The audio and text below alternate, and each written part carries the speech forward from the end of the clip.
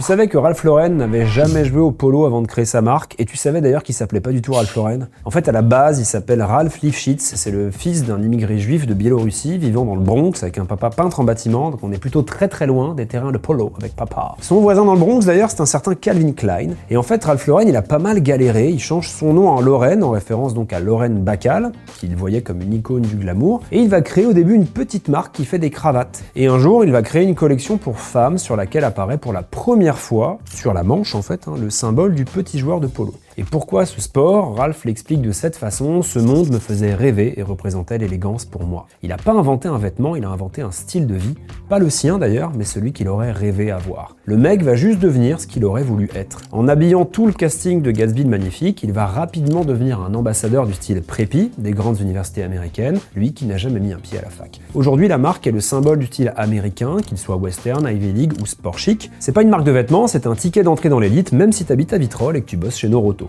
Ralph Lauren, c'est la preuve que l'image d'une marque, c'est pas forcément ce qu'elle est, c'est ce qu'elle raconte. Je précise que cette vidéo n'est malheureusement pas sponsorisée par Ralph Lauren, mais que s'ils veulent m'envoyer des fringues, je fais du L. Voilà, bisous.